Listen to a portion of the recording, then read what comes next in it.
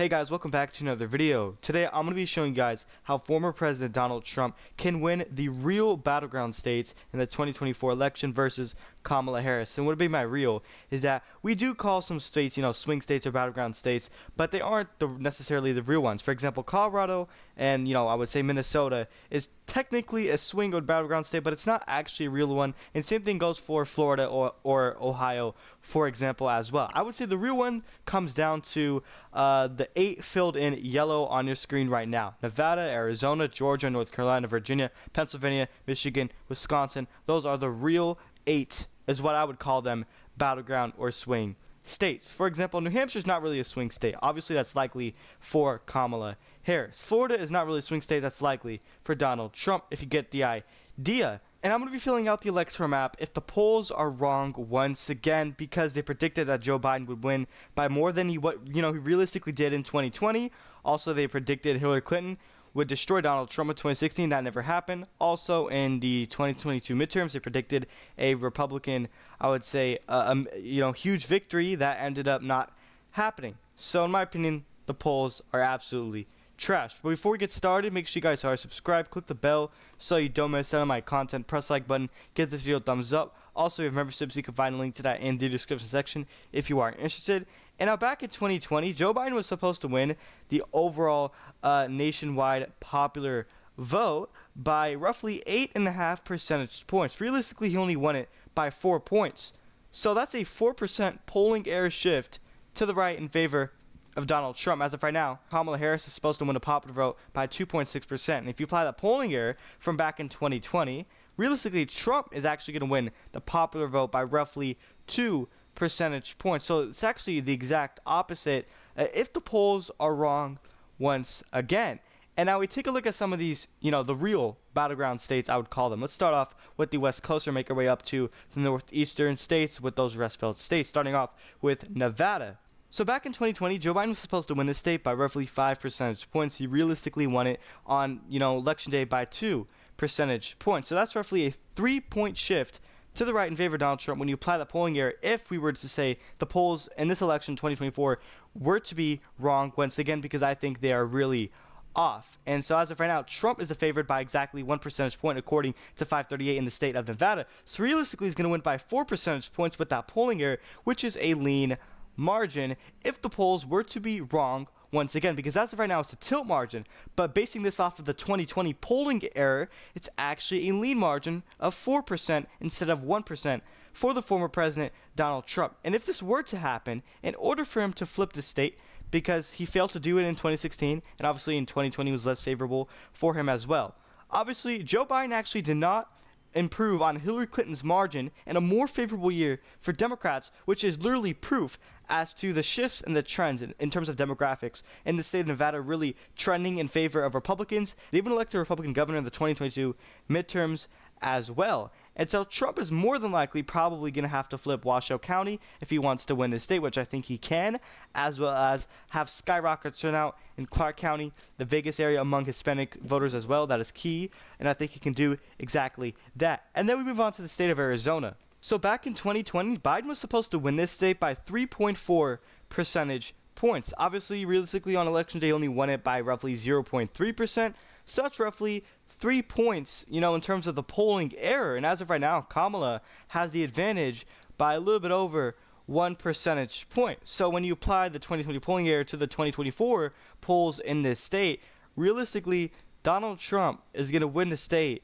of, Arizona by 2 percentage points. That's going to be considered a lean margin ultimately at the end of the day. There are roughly, 106 electoral votes up for grabs with the real battleground states. So basically 106 for either candidate to get them, over 270 electoral votes. So with this advantage point, Donald Trump actually has the advantage over Kamala Harris when you take a look at the real battleground states. So let's fill in Nevada lean for Trump and Arizona lean for him as well. Now, in order for Trump to flip, Arizona, he's going to have to flip Maricopa County. That's the first thing, which Biden won Maricopa by 2 percentage points. Now, in terms of demographic shifts, Arizona is actually a left-trendy state. Obviously, they elected Democratic Governor Katie Hobbs in the 2022 midterms for the first time since, I believe, 2009. Also, they have a Democratic Senator So basically, statewide in Arizona, it's very Democratic, and in the future, don't be surprised if Arizona is a very blue state. And now, in terms of key voting blocks and voting groups, Donald Trump lost a ton of the McCain support in this state. Obviously, Arizona has a lot of neocons, rhinos, as what people on the right would call them, and the establishment party of the Republican Party in Arizona really does not like the populism that Trump brings. That's, the populist style that Trump brings to the Republican Party. Arizonans do not like that, especially the Republican Party of Arizona.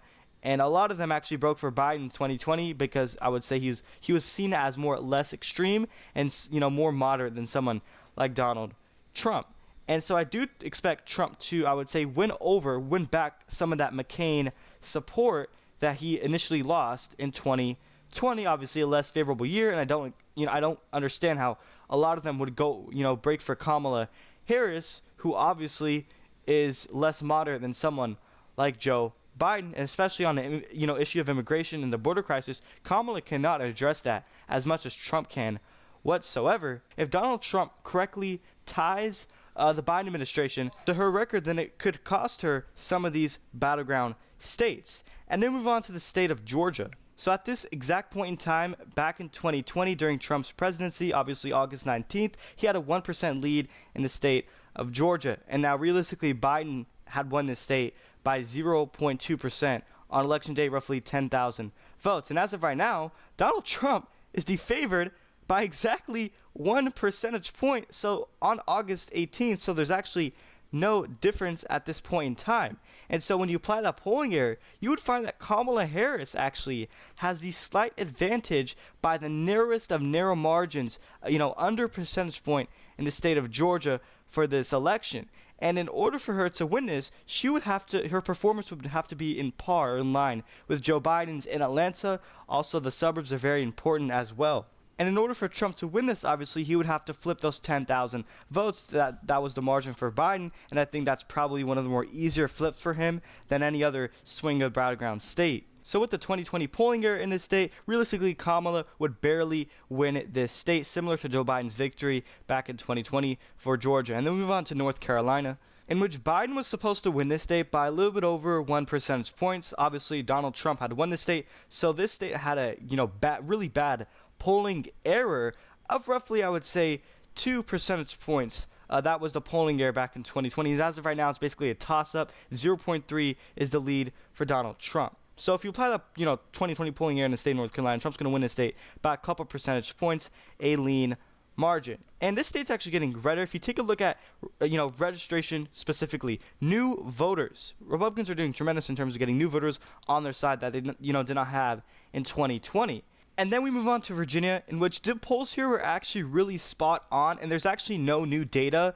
The latest poll actually has Kamala up by 5%, and that's basically was from last month. So we actually don't have new polling data from Virginia. So considering that this was accurate back in 2020, he did win it by roughly 10 percentage points. I would say Kamala would probably win this state by a lean margin of somewhere in between, I would say, 3 to 5 percentage points. It's actually going to get pretty close because I believe the governor, here, Glenn Youngkin, who actually endorsed Donald Trump, he's very popular in this state. So I think that can sway the race actually to the right in favor of Donald Trump. He's actually he's trying to get this passed, mandating paper ballots on election day, which that really can go to Donald Trump's benefit ultimately at the end of the day. And now we move on to some of these rest of states before we end off this video, starting off with Wisconsin. So at this point in time, 4 years ago, Biden was supposed to win this by 6.7%.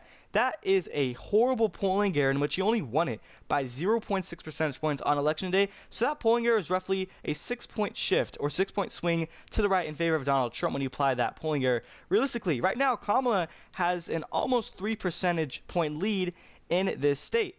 So when you apply the 2020 polling error in this state, Donald Trump is actually winning by 3 points, which is considered a lean margin. And now in order for Donald Trump to necessarily win this state, obviously he's going to have to make sure that Kamala Harris does not overperform in Milwaukee or actually, perform next to Biden's performance in that county, as well as ensure that he must flip Door County. That's very important for him, as well as really run up the numbers in Green Bay, some of these stronghold Republican counties as well. It's going to come down to those 20,000 voters. That's the margin that Biden wanted by. If Trump flips 20,000, obviously he's going to win Wisconsin, which I think he can do. And also, it was the reddest Rust Belt state out of the three in 2020 and in 2016, and I believe in the Obama era as well.